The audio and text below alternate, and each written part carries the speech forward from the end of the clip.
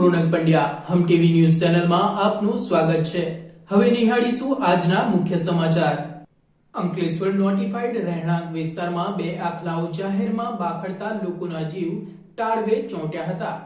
Ankleshwar notified રહેણાંક વિસ્તારમાં સતત અવરજવરવાળા વિસ્તારમાં બે આખલાઓ જાહેરમાં બાખડતા લોકોના જીવ તાળવે ચોંટ્યા હતા। અંકલેશ્વર નોટિફાઈડ રહેણાંક વિસ્તારમાં રખડતા ઢોરના મુદ્દે વ્યાપક હાડમારીના દ્રશ્યો સર્જાઈ રહ્યા છે, જેનું અંકલેશ્વર નોટિફાઈડ એરિયા ઓથોરિટી ઉકેલ શોધવા સદંતર નિષ્ફળ પુરવાર થયું છે। અંકલેશ્વર નોટિફાઈડ રહેણાંક વિસ્તાર એવા જલધારા ચોકડી, પશુપતિનાથ મંદિર રોડ, સરદાર park, 500 quarters road, golden point ચોકડી જેવા ભરચક માર્ગ ઉપર મોટી સંખ્યામાં રખડતા ઢોર અડીંગો જમાવી બેસી રહેતા ટ્રાફિક જામ ઉપરાંત નાના મોટા અકસ્માતો જેવી વિકટ પરિસ્થિતિ સર્જાઈ રહી છે। દરમિયાન આવી પરિસ્થિતિ વચ્ચે આજરોજ જલધારા ચોકડી નજીક મુખ્ય માર્ગ ઉપર બે આખલાઓ સામસામે સિંગડા ભરાવી બાખડતા ભયનું વાતાવરણ સર્જી દીધું હતું। લગભગ અડધો કલાક સતત બાખડતા બે આખલાઓના યુદ્ધના કારણે રાહદારીઓ અને વાહન ચાલકોના જીવ તાળવે ચોંટી ગયા હતા। રખડતા ઢોરોની ત્રાસથી સામે અંકલેશ્વર નોટિફાઈડ એરિયા ઓથોરિટી ઘૂંટણીએ પડી ગઈ છે। તેઓ પાસે રખડતા ઢોરોને પાંજરે પૂરવા કોઈ વ્યવસ્થા તંત્ર કે ઢોર પાર્ટી છે જ નહીં। ગત ચોમાસા દરમિયાન અંકલેશ્વર નોટિફાઈડ એરિયા ઓથોરિટીએ રખડતા ઢોરોને પકડવા ભરૂચની એક એજન્સીને ઇજારો આપ્યો હતો, પરંતુ તેમાં કોઈ સફળતા નહોતી મળી। દરમિયાન આજરોજ રખડતા બે આખલાઓ સામસામે તોફાને ચડતા જોખમી પરિસ્થિતિ ઊભી થઈ હતી।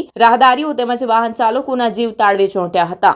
વિશ્વમાં પુનઃ મહામારીના ભરડાની દહેશત વ્યક્ત કરાઈ રહી છે, ત્યારે ભારતમાં પણ HMPV વાયરસે પગપેસારો કરતા સરકાર સહિતનું તંત્ર એલર્ટ થઈ ગયું છે। ત્યારે ભરૂચ જિલ્લા શિક્ષણ વિભાગે પણ સતર્કતા દાખવીને પાણી પહેલા પાર બાંધી છે।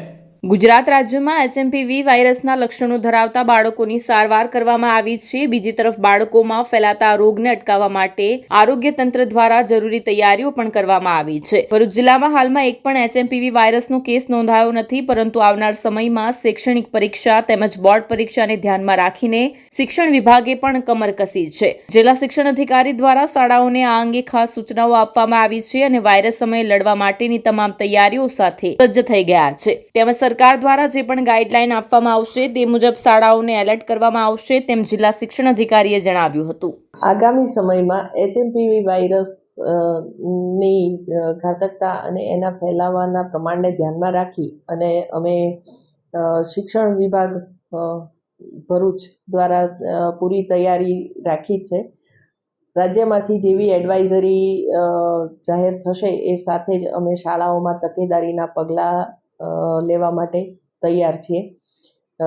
બાળકો આગામી સમયમાં બોર્ડની પરીક્ષાઓ શરૂ થવા જઈ રહી છે, બાળકોની પ્રિલિમ પરીક્ષાઓ પણ ચાલુ થવાની છે।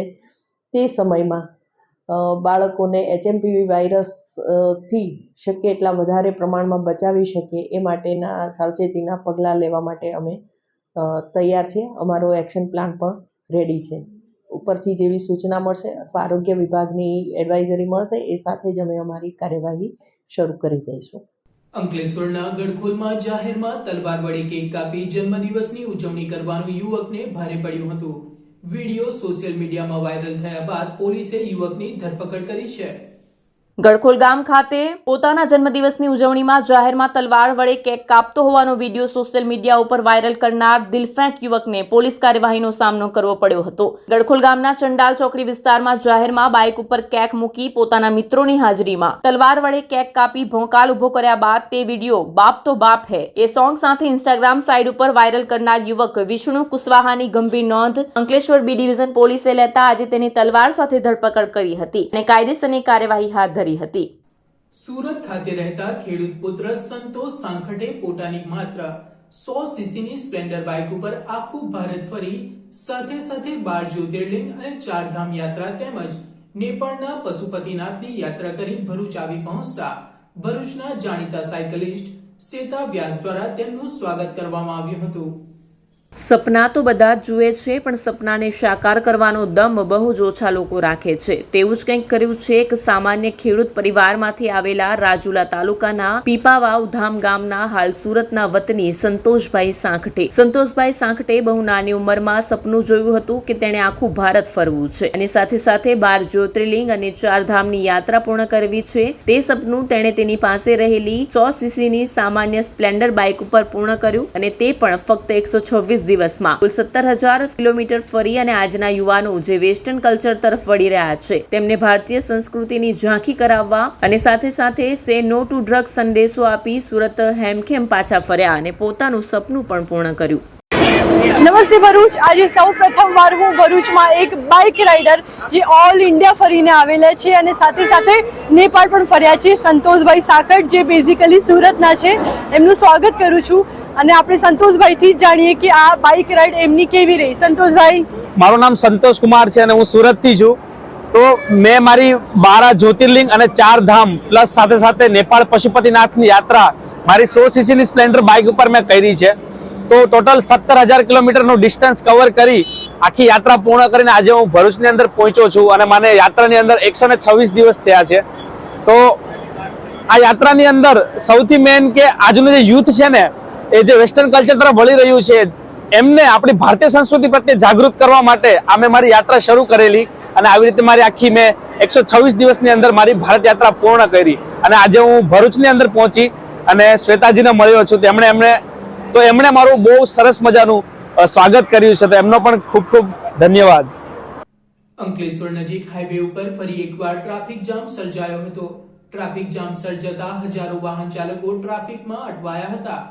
અંકલેશ્વર નજીક નેશનલ હાઈવે ઉપર ફરી એકવાર ભારે ટ્રાફિક જામ સર્જાયો હતો. ગત સાંજથી સર્જાયેલી ટ્રાફિક જામની પરિસ્થિતિ વચ્ચે અનેક વાહન ચાલકો અટવાયા હતા. અંકલેશ્વરની વાલિયા ચોકડી નજીક ટ્રાફિક ભારણ અચાનક વધવા સાથે સાંકડો આમલાભાડી બ્રિજ ટ્રાફિકનું નિમિત્ત બન્યો હતો. ગત સાંજના પીક અવર્સમાં જ ટ્રાફિક જામના દ્રશ્યો જોવા મળ્યા હતા. હાઈવે જામની અસર આંતરિક માર્ગો પર પણ જોવા મળી હતી. હાઈવે ઉપર 4 થી 5 કિલોમીટર વાહનો કતાર જોવા મળી હતી. અંકલેશ્વરથી સુરત તરફ જતા લેનમાં પુનઃ એકવાર મંગળવારના રોજ વાહનોની 4 થી 5 કિલોમીટર લાંબી લાઈન જોવા મળી હતી. ટ્રાફિક જામના કારણે અનેક વાહન ચાલકો અટવાયા હતા. આ તરફ અંકલેશ્વરથી વાલિયા ચોકડી નજીક આમલા ખાડી પરના ઓવરબ્રિજ પણ સાંકડો હોવાથી વાહનોની ગતિ અવરોધાઈ રહી છે, જેને લઈ પુનઃ આમલા ખાડી બ્રિજથી લઈ રાજપીપળા ચોકડીથી આગળ સહયોગ હોટલ સુધી ટ્રાફિક જામ જોવા મળ્યો હતો. ટ્રાફિક જામની અસર વાલિયા ચોકડી પર પણ જોવા મળી હતી.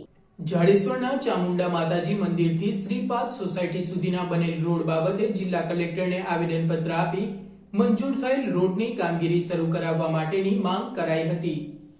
જાડેશ્વરના ચામુંડા માતાજી મંદિરથી શ્રીપાદ સોસાયટી સુધીના બિસ્માર બનેલ અને 1.5 વર્ષથી મંજૂર થયેલ રોડ હજુ ન બનતા રહીશોએ જિલ્લા કલેક્ટરને આવેદનપત્ર પાઠવી રજૂઆત કરી હતી. લગભગ સવા વર્ષથી પાસ થયેલ રોડના બનવા બાબતે કલેક્ટરને આવેદનપત્ર પાઠવી રજૂઆત કરી હતી. જાડેશ્વર ગ્રામ પંચાયત હદ વિસ્તારમાં આવતા ચામુંડા માતાજી મંદિરથી શ્રીપાદ સોસાયટી જવાના રોડ ઉપર ત્રીજી દર્શન કોમ્પ્લેક્સ સોસાયટી, શ્રી નિકેતન, મંગલ દર્શન સહિત 10 થી પણ વધુ સોસાયટીઓ આવેલી છે, જેમાં 10,000 થી વધુ લોકો રહે છે. લોકોની સતત અવરજવરથી ધમધમતો આ રોડ અત્યંત બિસ્માર બન્યો છે. ચોમાસા દરમિયાન પણ પાણી ભરાવા સાથે ખાડા પણ પડતા અકસ્માત સર્જાયા હતા. આ રોડ ઉપર આવેલ વિવિધ સોસાયટીઓના પ્રમુખો સાથે રહીશોએ જિલ્લા કલેક્ટરને આવેદનપત્ર પાઠવ્યું હતું, જેમાં જણાવ્યું હતું કે વારંવાર લેખિત અને મૌખિક રજૂઆત કરવા છતાં જાડેશ્વર ગ્રામ પંચાયતના વહીવટદાર કે જવાબદાર અધિકારી દ્વારા કોઈ નિવારણ કરવામાં આવ્યું નથી. છેલ્લા 1.5 વર્ષથી અન્ય રોડની સાથે આ રોડની પણ મંજૂરી આપવામાં આવી હોવા છતાં 6 વખત ટેન્ડરિંગ કરવા છતાં પણ રોડ બનાવવામાં કોઈ એજન્સી આવતી નથી તેવા જવાબ મળી રહ્યા છે. હાલમાં બિસ્માર બનેલા રોડ ઉપર ધૂળ ઉડતા રહીશો ત્રાહિમામ પુકારી ઉઠ્યા છે, તો તાત્કાલિક રોડની કામગીરી હાથ ધરવામાં આવે તેવી માંગ કરવામાં આવી છે. અમે જાડેશ્વર ચામુંડા માતાના મંદિરથી મંગલ દર્શન થઈ શ્રીપાદ સોસાયટી, જ્યાં 15 સોસાયટી આવેલી છે અને 10,000 થી પણ વધુ ની વસ્તી છે, એ ઇલાકામાંથી આવીએ છીએ.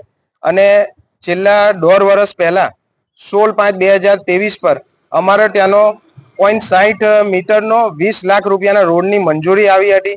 એ રોડ હજુ સુધી બન્યો નથી. ચોમાસામાં દરમિયાન જે પણ પાણી પડે છે અને પાણી ખાડામાં પડીને જે રોડ દેખાતો નથી, એના કારણે અમારી મા બહેનો રોજે રોજ પડી જતી હતી. અત્યારે ચોમાસા પછી એવી પરિસ્થિતિ છે કે ત્યાં ધૂળના ગોટા એટલા ઉડે છે કે દરેક ઘરમાં ઓલમોસ્ટ 100 થી 200 ગ્રામ જેટલું ધૂળ રોજે રોજ આવે છે. હવે છેલ્લા આ દરમિયાન અમે તલાટી સાહેબને મળ્યા, વહીવટી અધિકારીને મળ્યા, એન્જિનિયર સાહેબને મળ્યા, અને આજે જ્યારે અમે એન્જિનિયર ચૌધરી સાહેબને મળ્યા સવારે, તો અમને એવું જણાવ્યું કે તમારું જે આ ટેન્ડર, આ રોડનો જે 20 લાખ રૂપિયાનું છે તેનું અમે 6 વાર ટેન્ડરિંગ કરેલું છે, પણ એક વાર કોઈ ભર્યું નથી. એટલે હવે અમે રજૂઆતમાં મોકલેલું છે અને કદાચ એ કેન્સલ થાય એવું છે. તો ત્યારબાદ અમે આ રજૂઆત લઈને કલેક્ટર સાહેબ પાસે આવ્યા છે અને કલેક્ટર સાહેબને રજૂઆત કરી છે કે આ રોડનો તાત્કાલિક નિવારણ લાવે. અમને 2 દિવસ પછીની ટાઈમિંગ આપેલો છે, પણ અમને એવું લાગે છે કે આ રોડ કોઈને કોઈ દબાણ હેઠળ આ રોડ બની નથી રહ્યો અને આ ભ્રષ્ટાચારીઓનો ભ્રષ્ટાચાર આની અંદર દેખાઈ રહેલો છે કે અમારી આ ટેન્ડરની આ જ કોપી છે કે આ કોપીની અંદર બધા જ રોડ જો પાસ થઈ ગયા તો અમારો આ એક 5 નંબરનો રોડ કેમ પાસ નથી થતો? આ રોડ પર કોઈ ભાજપના કે બીજા કોઈ આગેવાનો થ્રુ આને દબાણ કરી રહ્યા છે અને આ રોડને સ્પેશિયલી રોકવામાં આવેલો છે. જો 6 વાર ટેન્ડરિંગ થતું હોય અને પાસ ના થતું હોય તો અમે એવી રજૂઆત કરીએ છીએ કે અધિકારીઓને તાત્કાલિક સસ્પેન્ડ કરવા જોઈએ. અધરવાઇઝ જે એમના લિસ્ટમાં જે પણ એજન્સીઓ છે એ તમામ એજન્સીઓને બ્લેક લિસ્ટેડ કરી દેવી જોઈએ અને એમને આ ત્યાર પછી કોઈ પણ ટાઈપના કોન્ટ્રાક્ટ કોઈ ભરી ન શકે એ રીતે એમને બ્લેક લિસ્ટેડ કરવી જોઈએ અને નવી એજન્સીઓને ચાન્સ આપવો જોઈએ. અને 7 દિવસની અંદર આજે અમે અલ્ટિમેટમ આપીએ છીએ કે જો 7 દિવસ પછી અમારા આ રોડનો કોઈ નિકાલ નહીં આવ્યો હોય તો કલેક્ટર ઓફિસ પર આવતા ગુરુવારે અમે અહીંયા ભૂખ હડતાલ પર બેસીશું.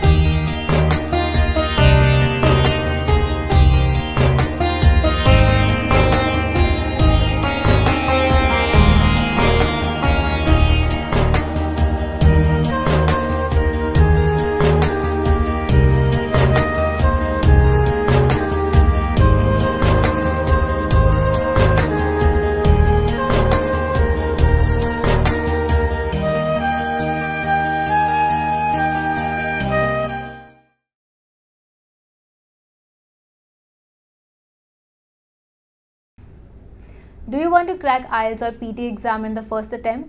Do you face problems in vocabulary learning? Are you not able to find the right location of answers in reading module? And you also face problems in writing and speaking module? Then join English Labs Powered Center, which is working for 26 years in the field of IELTS and spoken English. On joining English Labs Center, you will get a unique course kit, AI-based mobile app, and through our techniques, more than 1,000 students have cleared their IELTS exams in the first attempt. So what are you guys waiting for? Click on the given link and book your demo now.